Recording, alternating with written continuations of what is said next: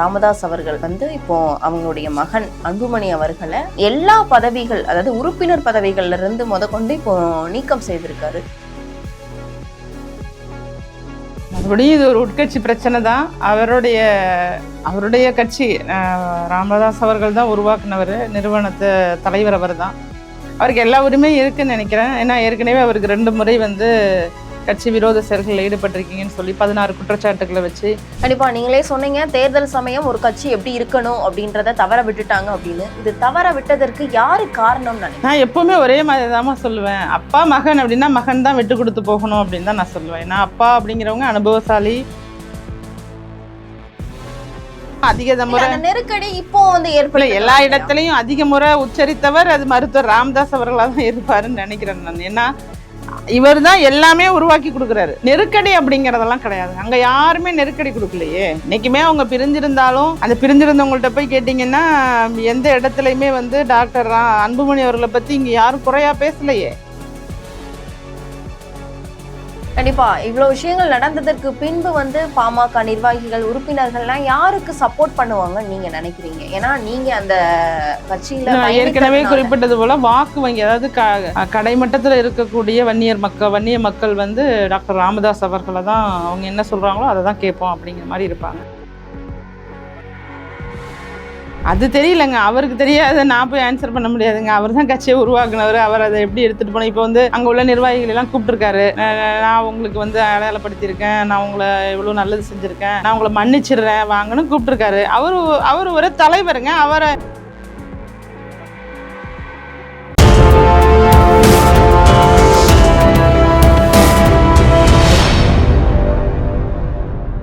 Youth Tamil நேயர்களுக்கு வணக்கம். நான் உங்கள் பிருந்தா சங்கர். இன்று நம்மோடு சிறப்பு விருந்தினராக இணைந்திருப்பது அனைத்து மக்கள் அரசியல் கட்சியின் நிறுவன தலைவர் ராஜேஸ்வரி பிரியா அவர்கள். வணக்கம்மா, எப்படி இருக்கீங்க? நல்லா இருக்குங்க. இப்போ பாமகவுடைய நிலைப்பாடு இப்போ உங்களுக்கு தெரிஞ்சிருக்கும்னு நினைக்கிறேன். பாமக ராமதாஸ் அவர்கள் இப்போ அவங்களுடைய மகன் அன்புமணி அவர்களை எல்லா பதவிகள், அதாவது உறுப்பினர் பதவிகள்ல இருந்து முதற்கொண்டு இப்போ நீக்கம் செய்திருக்காரு. இதை நீங்க எப்படி பாக்குறீங்க? மறுபடியும் இது ஒரு உட்கட்சி பிரச்சனை தான். அவருடைய கட்சி ராமதாஸ் அவர்கள் தான் உருவாக்குனவர், நிறுவனத்தை தலைவர் அவர் தான். அவருக்கு எல்லா உரிமையும் இருக்குன்னு நினைக்கிறேன். ஏன்னா ஏற்கனவே அவருக்கு 2 முறை கட்சி விரோத செயல்களில் ஈடுபட்டிருக்கீங்கன்னு சொல்லி 16 குற்றச்சாட்டுகளை வச்சு அதுக்கு நீங்கள் விளக்கம் கொடுக்கணுங்கிற மாதிரி லெட்டர் அனுப்பியிருந்தாங்க. அதுக்கு எந்த பதிலும் அவங்க கொடுக்கல. அதனால் நடவடிக்கை எடுத்திருக்கிறதா தான் நான் பார்க்குறேன். ஆனால் இந்த நடவடிக்கை சரியானதா சரியில்லையா அப்படின்லாம் கேட்டிங்கன்னா, கண்டிப்பாக ஒரு தகப்பன் மகன் அப்படிங்கிற உறவை தாண்டி ஒரு கட்சி தலைவராக அப்படின்னு நிறுவன தலைவர் மற்றும் இவர் தலைவராக இருந்திருக்காரு அப்படிங்கிற இடமும் இருக்குது. இந்த தொண்டர்கள் தான் ரொம்ப சிரமப்படுவாங்க அப்படிங்கிறது என்னோட பாயிண்ட் ஆஃப் வியூ. அந்த கட்சிக்காக அனுதினமும் ஏதோ ஒரு வேலையை பார்த்துக்கிட்டு கட்சிக்கு நம்ம சொந்த செலவு பண்ணிக்கிட்டு நேரத்தை விரயம் பண்ணிக்கிட்டு நான் பல ஆண்டுகள்லாம் கட்சியில் இருந்தவங்க இருப்பாங்க. இப்போ அவங்களுக்குலாம் ஒரு தர்ம சங்கடமான சூழ்நிலை. இவங்கள்ட்ட போகிறதா இவங்கள்ட்ட போகிறதா, அப்பா பக்கம் நிற்கிறதா மகன் பக்கம் நிற்கிறதாங்கிற ஒரு மிகப்பெரிய ஒரு என்ன சொல்கிறதுனா ஒரு இக்கட்டான தர்ம சங்கடமான ஒரு சூழ்நிலையை உருவாக்கி இருக்காங்க. அதுக்கு உள்காரணம் அதெல்லாம் நமக்கு தெரியாது. ஆனால் கட்சி நிர்வாகத்தில் ஒருத்தருக்கு பொறுப்பு கொடுக்கும்போது அவர் எதிர்பார்த்த அளவுக்கு இவர் ஃபுல்ஃபில் பண்ணலை. அதனால் செயல் தலைவர் அப்படின்னு கொடுக்கறதுக்கு தயாராக இருந்தார். சரி, செயல் தலைவர் தானே அப்படின்னு எடுத்துக்கிட்டு எந்த ஈகோவும் அப்பா கிட்ட பார்க்காம அவர் திரும்ப சொல்கிறது, அப்பா கிட்ட ஈகோ பார்க்கக்கூடாது, மோடிஜி பேசியிருக்காரு, இவங்க பேசியிருக்காங்க, அவங்க பேசியிருக்காங்கன்னு எடுத்துக்காட்டுக்கெல்லாம் சொல்லி பேசும்போது அப்பா சொல்கிறத கேட்போங்கிற ஒரு இடத்துக்கு கூட கொஞ்ச நாளில் கூட அந்த பிரச்சனையை சரி பண்ணிக்கிறதுக்கான முயற்சியில் திரு அன்புமணி அவர்கள் இறங்கியிருக்கலாம். ஏன் இறங்கலை, என்ன காரணம் அப்படிங்கிறதெல்லாம் நமக்கு தெரியாது. அந்த தொண்டர்கள் மொத்தத்தில் பரிதாப நிலையில் இருக்காங்க. இப்போ கண்டிப்பாக இப்போ ராமதாஸ் அவர்கள்ட்ட பத்திரிகையாளர் கேட்குறாங்க, இப்படி நீக்கிட்டீங்க அவர் என்ன செய்வார் அப்படின்னு. வேணும்னா புதிய கட்சி கூட ஆரம்பிச்சுக்கலாம் அப்படின்னு சொல்றாரு. புதிய கட்சி ஆரம்பிக்கக்கூடிய தெளிவான நோக்கு, கொள்கை, அந்த மாதிரியான அடிப்படை வசதிகள்லாம் அன்புமணி அவர்களிடம் இருக்காம? இல்லை, அவரோட தகுதி அப்படிங்கிறத பற்றிலாம் நான் சொல்லக்கூடாதுங்க. அது அவருக்கு இப்போ இவ்வளவோ பிரச்சனை வரும்போது இந்த முடிவுங்கிறத ஏற்கனவே அவர் எடுத்திருக்கலாம். இந்த பிரச்சனை பூதாகரமாக ஆகிறதுக்கு 1 மாதம் 2 மாதம் அப்படின்னு டைம் எடுத்து தான் கொஞ்சம் கொஞ்சமாக தான் அப்படியே கிட்டத்தட்ட நான் நினைக்கிறேன் மே மாதம் இறுதியில் ஆரம்பித்த பிரச்சனை நினைக்கிறேன். இப்போ ஜூன், ஜூலை, ஆகஸ்ட், செப்டம்பர், 3.5 மாதத்துக்கு மேல இந்த நிலை தொடருது அப்படிங்கும்போது அப்படி அவருக்கு ஒரு கட்சி ஆரம்பித்து நாம வந்து நின்றுலாங்கிற ஒரு நம்பிக்கை இருந்துருந்துச்சுன்னா இந்நேரமே இந்த முடிவை எடுத்திருப்பாரு. அவருக்கு அதுல விருப்பம் இல்லைங்கிறது தெரிஞ்சுக்கிறோம். ஏன்னா இவ்வளவு நாள் வெயிட் பண்ண வேண்டிய அவசியம் இல்லைல்ல. அப்ப இந்த கட்சி தான் வேணும், பாமக தான் வேணும், மாம்பழ சின்னம் தான் வேணும் அப்படிங்கிற இடத்துல தான் திரு அன்புமணி அவர்கள் நிற்கிறாரு. இவங்களோட வாக்கு வங்கி பார்த்தீங்கன்னா ராமதாஸ் ஐயா அவர்கள் பக்கம் நிற்கும். ஏன்னா அவர் தான் வந்து நமக்காக மக்களையும் வந்து நேரில் சந்திச்சிருக்காரு. நமக்காக பல போராட்டங்கள், இன்னல்கள், சிறை வாழ்க்கை அவர் அதை நோக்கி இருக்கிறனால அவர் மருத்துவர் ராமதாஸ் ஐயா அவர்களை நோக்கி தான் வந்து இந்த வாக்கு வங்கி இருக்கும். இப்போ இது நிர்வாகிகளாக வாக்கு வங்கியா அப்படிங்கிற இடத்துக்கு அவங்க தள்ளப்பட்டுடுறாங்க. கூட்டணி கட்சிகளும் வந்து கூட்டணி வைக்கிறதுக்கு எங்கே போனாலும் இப்போ யாரு கூட கூட்டணி வைக்க போகிறாங்க, என்ன ஸ்டாண்ட் எடுப்பாங்க, அந்த இடத்துலையும் குழப்பம் வந்துடுது. அப்போ ஒரு கட்சி வந்து தேர்தல் சமயத்தில் வந்து எப்போ சரியாக இருக்கோ இல்லையோ தேர்தல் சமயத்தில் சரியாக இருக்கணும் அப்படின்னு இருக்குது. அந்த இடத்த கோட்டை விட்டுட்டு நிற்கிறாங்க. அதனால் இவருக்கு தனி கட்சி ஆரம்பிக்கிற அளவுக்கு ஒரு மனநிலை இருக்கிறதா நான் பார்க்கல. கண்டிப்பா நீங்களே சொன்னீங்க தேர்தல் சமயம் ஒரு கட்சி எப்படி இருக்கணும் அப்படின்றத தவற விட்டுட்டாங்க அப்படின்னு. இது தவற விட்டதற்கு யாரு காரணம்னு நினைக்கிறேன்? நான் எப்பவுமே ஒரே மாதிரி தான் சொல்லுவேன். அப்பா மகன் அப்படின்னா மகன் தான் விட்டு கொடுத்து போகணும் அப்படின்னு தான் நான் சொல்லுவேன். ஏன்னா அப்பா அப்படிங்கிறவங்க அனுபவசாலி, ஒரு குழந்தைய உருவாக்குற மாதிரி ஒரு கட்சியை உருவாக்கியிருக்காங்க. 40-45 வருஷமா பொது வாழ்க்கையில் இருந்திருக்காங்க, சிரமப்பட்டிருக்காங்க. உங்களுக்கு அடையாளம் கொடுத்தது, அங்கீகாரம் கொடுத்தது, மத்திய அமைச்சராக இருக்கிறதுக்கு வாய்ப்பு கொடுத்தது, இது மாதிரி எல்லாமே வந்து உங்கள் அப்பாவின் மூலமாக தான் உங்களுக்கு கிடைச்சதுங்கும் போது ஏதோ ஒரு இடத்துல ஒரு சில விஷயங்கள் உங்களுக்கு பிடிச்சிருக்கலாம், பிடிக்காம இருக்கலாங்கிறத கடந்து இந்த அடையாளத்திற்கும் இந்த அங்கீகாரத்திற்கும் உங்களை வந்து கொண்டுட்டு போனது அப்படிங்கிறது என்னதான் இருந்தாலும் உங்கள் அப்பா தான். அதை நீங்கள் எந்த இடத்துலையும் மறைக்கவும் முடியாது, மறுக்கவும் முடியாது. யாருக்கிட்டையும் போய் இல்லை என்னோட சொந்த திறமையிலே நான் வந்து சென்ட்ரல் மினிஸ்டர் ஆயிட்டேன்னு சொன்னால் யாராவது ஏற்றுக்குவாங்களா? இல்லை. அதெல்லாம் யோசிச்சுட்டு நாம் வந்து கேட்போம், சொல்கிறத கேட்போம் அப்படின்னு சொல்லி மகன் தான் விட்டு கொடுத்து போகணுங்கிறது தான் நான் இயற்கையான நியதியாகவும் பார்க்குறேன். ஏன்னா வயது ஆயிட்டு அப்படிங்கிறதுனால ஒருத்தரை வந்து மனசு நோகடிச்சு அவங்கள காயப்படுத்துறதை விட வயசு தான் ஆயிட்டே அவங்க சொல்றதை கேட்போமே அப்படிங்கிற ஒரு தவறான ஸ்டாண்டா இருந்தா எப்படி மேம் அந்த கேட்பாங்க? ஸ்டாண்டில் என்ன தவறு? சரிங்க, இவங்க வந்து என்னன்னா முதல்ல இவ்வளவு குற்றச்சாட்டுகளை அடுக்கிட்டு மறுபடியும் செயல் தலைவர் கொடுப்பேன் அப்படின்னு சொன்னது வந்து அது சரியா பொருந்தலை தான். நீங்கள் கேட்குறது நல்ல கேள்விதான். இப்போ ஸ்டாண்டு அப்படிங்கிறது வந்து இவ்வளோ குற்றச்சாட்டு வைக்கிறீங்க, இவரை போய் நீங்கள் செயல் தலைவராக்கணும்னு நினைக்கிறீங்க அப்படிங்கிற இடம் இதே மற்றவங்களா இருந்தால் நினைப்பீங்களா? உங்கள் மகனாக இருக்கிறதுனால தான் நினைக்கிறீங்க அப்படிங்கிற கேள்வி அந்த கட்சிக்குள்ள இருக்கிற எல்லாருக்குமே ஒரு கேள்வியாகத்தான் அமையும். ஆனால் அதை கடந்து எப்படி வந்து குற்றச்சாட்டுகளுக்கு விளக்கமே கொடுக்கலைங்கிற இடம் ஒன்று இருக்குல்ல, அது இன்னும் மோசமாயிடுதுல்ல. குற்றச்சாட்டு வச்சாங்க, அந்த குற்றம் உண்மையா அல்லது உண்மை இல்லையா அப்படிங்கிற இடமே இப்போ நமக்கு அது வந்து கேள்விக்குறியாக தானே இருக்கும். அந்த இடத்துல வந்து எந்த விளக்கமும் கொடுக்கல. அப்போ வந்து மருத்துவர் ராமதாஸ் அவர்கள் என்ன சொல்கிறாரு, நீங்கள் விளக்கம் கொடுக்கலன்னா குற்றச்சாட்டுகளை ஏற்றுக்கொண்டதாக தான் பொருள்படும், அது நீங்கள் ஏற்றுக்கிட்டீங்கன்னா அதுக்கு அர்த்தமாகும் அப்படின்னு சொல்கிறாரு. அப்போ இதுதான் முழுமையாக என்னென்னா, நீங்கள் எதுக்காக கட்சி ஆரம்பிச்சிருக்கோம், மக்களுக்காக நீங்கள் ஒரு சமூக நீதியை காப்பாற்றணுங்கிறதுக்காக ஒடுக்கப்பட்ட மக்களோட குரலாக இருக்கணும், அவர்களுக்கான வேலை வாய்ப்பு சதவீதத்தை அதிகப்படுத்தணும், அந்த குடும்பங்களை வந்து முன்னேற வைக்கணும் அப்படிங்கிற ஒரு ஏதோ ஒரு நல்ல கொள்கையோடு நீங்கள் ஆரம்பித்த இடத்துல இன்னைக்கு எதுக்காக பிரிஞ்சிருக்கீங்கிறதுக்கு விளக்கம் இல்லாத ஒரு நிலை உருவாயிடுச்சு. நீங்கள் இப்போ வந்து நீங்கள் இதற்கு முன்னதாக செய்த முயற்சிகள், போராட்டங்கள், இது எல்லாமே வந்து இன்னைக்கு வந்து கேள்விக்குறியாக்கப்படுது. எப்பயுமே சொல்லுவாங்க உருவாக்குறது தான் கஷ்டம், அதை போட்டு உடைக்கிறது ரொம்ப சுலபம். அது மாதிரி தானே இது.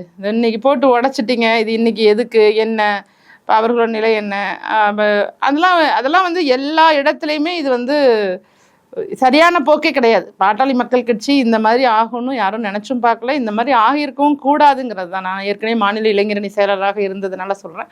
அங்கே உள்ள தொண்டர்கள் உண்மையானவர்கள், எந்த எதிர்பார்ப்பும் இல்லாமல் மக்களுக்காக தன்னுடைய சொந்த காசை செலவிடக்கூடிய அளவுக்கு தன்மையானவர்கள். அப்போ அவர்களுக்கு இப்படி ஒரு நிலை வந்திருக்குங்கிறது எனக்குலாம் வருத்தமாக இருக்குது. கண்டிப்பா. இப்போ வந்து அவ்வளவு குற்றச்சாட்டுகள் சொல்லிட்டும் செயல் தலைவரா வந்து அறிவிச்சாரு. மதிமுகவை வந்து நினைச்சிருக்கலாமோ ராமதாஸ் அவர்கள் அப்படின்ற மாதிரி. அதாவது மதிமுக வந்து அப்பாக்கு அப்புறம் வந்து மகனை வந்து வச்சதுனால வாரிசு அரசியல் அவங்க பண்றாங்க அப்படின்ற மாதிரியான நெருக்கடி ராமதாஸ் அவர்களுக்கு வந்திருக்குமோ, அதனாலதான் இந்த மாதிரியான பதவிகள், அதாவது கடைக்கோடி உறுப்பினர் பதவியில இருந்து கொண்டு நீக்கியிருக்காங்களோ அப்படின்ற கேள்வியும் இது பின்னாடி இருக்கு மேம். இதை எப்படி பாக்குறது? வாரிசு அரசியல் அப்படிங்கறத இருந்திருந்தா அவங்க இத்தனை மேடைகள்ல அவர் உட்கார்ந்துட்டு அன்புமணி ராமதாஸ் அவர்கள் வந்து முதல்வராகணும், மாற்றம் முன்னேற்றம் அன்புமணி அப்படிங்கிற ஒரு ஸ்லோகனை வந்து எல்லா இடத்துக்கும் அதிக முறை நெருக்கடி இப்போ வந்து ஏற்படல. எல்லா இடத்துலயும் அதிக முறை உச்சரித்தவர் அது மருத்துவர் ராமதாஸ் அவர்களா தான் இருப்பாருன்னு நினைக்கிறேன் நான். ஏன்னா இவர் தான் எல்லாமே உருவாக்கி கொடுக்குறாரு. நெருக்கடி அப்படிங்கறதெல்லாம் கிடையாது. அங்க யாருமே நெருக்கடி கொடுக்கலையே. இன்னைக்குமே அவங்க பிரிஞ்சிருந்தாலும் அந்த பிரிஞ்சிருந்தவங்கள்ட்ட போய் கேட்டீங்கன்னா எந்த இடத்துலையுமே வந்து டாக்டர் அன்புமணி அவர்களை பத்தி இங்க யாரும் குறையா பேசலையே. பேசி பார்த்தீங்களா? அவங்க தான் வந்து பேர் சொல்லி கூப்பிடுறாங்கன்னு வருத்தப்படுறாரு மருத்துவர் ராமதாஸ் அவர்கள். என்னை வந்து ஒரு மருத்துவர் ஐயானாவது சொல்லலாம், நான் வந்து அவங்களுக்கு அவ்வளோ வாய்ப்புகளை உருவாக்கி கொடுத்தேன், அவங்கெல்லாம் என் பேரை சொல்லி பேசுகிற அளவுக்கு பேசுகிறாங்க, அதெல்லாம் மன கஷ்டமாக இருக்குது அப்படிங்கிற மாதிரி அவரை வெளிப்படுத்துகிறாருல்ல. இங்கே யாரும் ஒன்றும் நெருக்கடி கொடுக்கறதுக்கெல்லாம் இங்கே எதுவுமே நடக்கலை, நெருக்கடி எதுவுமே கிடையாது. என்னன்னா கருத்து வேறுபாடு, அதை தொடர்ந்து கொடுத்த பதவியை வைத்து கட்சியை இன்னும் அடுத்த லெவலுக்கு எடுத்துகிட்டு போவாங்கன்னு நம்புறது. அதில் ஏதோ ஒரு குறைபாடு இருந்திருக்கலாம், அல்லது வேறு ஏதாவது உள்ளுக்குள்ளே ஏதாவது காரணங்கள் இருக்கலாம், அது எனக்கு தெரியாது. நான் ஒரு கட்சியாக வெளியிலேருந்து பார்க்கும்போது உள்ள பிரச்சனைகள் குறித்து தான் நாம் பேச முடியுமே தவிர நான் அரசியல் விமர்சகர் கிடையாது. எல்லாத்தையும் கற்பனையிலேயே வந்து அது இது அப்படின்லாம் சொல்கிறதுக்கு நம்ம வந்து ஒரு கட்சி தலைவராக இருக்கோம். எந்த கட்சி தலைவராக இருந்தாலும் அந்த ஏற்கனவே இருந்துட்டு வந்த கட்சியில் உள்ளவங்க மேலே வந்து ஒரு அக்கறை இருக்க தான் செய்யும். அந்த அக்கறை அப்படிங்கிறது இருக்குது. அதன் அடிப்படையில் இந்த கேள்விகளுக்கு நான் பதில் சொல்கிறேன். கண்டிப்பாக. இப்போ வழக்கறிஞர் பாலு அவர்கள் என்ன சொல்லியிருக்காங்கன்னா, கட்சியோட விதிப்படி இந்த மாதிரி நீக்கம் வந்து செய்யக்கூடாது, ராமதாஸ் அவர்களுக்கு அந்த அதிகாரம் இல்லை அப்படின்ற மாதிரி வந்து அவர் சொல்லியிருக்காங்க. இது உண்மைதானா? அந்த அதுதான் அது வந்து பைலாவில் தாங்க தெளிவாக தெரியும். அந்த பைலாவில் வந்து நிறுவன தலைவரோட ஒப்புதல் இல்லாமல், அனுமதி இல்லாமல் பொதுக்குழு கூட்ட முடியாதுங்கிறது இருக்குங்கிறத ஏற்கனவே குறிப்பிட்டிருந்தாங்க. அவங்க சொல்கிறது நாங்கள் லெட்டர் போட்டுட்டு தான் பொதுக்குழு கூட்டோம்னு சொல்கிறாங்க. ஒரு லெட்டர் மட்டும் போட்டால் அது அனுமதி ஆயிடுமா அப்படிங்கிறத நீதிமன்றம் முடிவெடுக்கணும். புரியுதா? நீதிமன்றம் தான் சொல்லணும். அந்த லெட்டருக்கு ஒப்புதல் கடிதமோ அல்லது வாய்வழி ஒப்புதலோ அவங்க சொல்லணும். நான் ஏற்றுக்கிறேன், பொதுக்குழு நடத்தலாங்கிறத சொல்லணும். அதை அவர் சொல்லலை. அப்புறம் அதை விட மிக மோசமான செயல், பொதுக்குழுவில் ஒரு நாற்காலியை போட்டு ஒரு இதை வச்சு அவருக்குன்னு ஒரு சேர் அலாட் பண்ணதுங்கிறது அரசியலில் வந்து யாராலையுமே ஏற்றுக்கொள்ள முடியாத ஒன்று. அது அவர் ஜி.கே. மணி அவர்கள் பேசும்போது சொன்னார்ல, அப்படியே ஒரு ஊதுபத்திக்குள் தேய்ச்சிருங்கன்னு. அது மாதிரி அதெல்லாம் வந்து ரொம்பவே ஒருத்தர் இருக்கும்போதே அவங்கள வந்து இந்த அளவுக்கு நீங்கள் நடத்துறதுங்கிறதும் வலியான விஷயமா தான் பார்க்குறேன் நான். கண்டிப்பா. இது குறித்து அன்புமணி அவர்கள் வந்து எந்த ஒரு பிரஸ் மீட்டும் கொடுக்கல, பத்திரிகையாளர்களை சந்திக்கல. அவர் என்ன செய்ய போறாரு அப்படின்னு இன்னுமே நமக்கு வந்து ஒரு மர்மமாவே இருக்கு. என்ன செய்வாருன்னு நீங்க நினைக்கீங்க ஒரு பொது வழியில இருந்து பார்க்கும்போது? இல்ல அதெல்லாம் நான் அஸ்ட்ராலஜிலாம் சொல்ல முடியாதுங்க.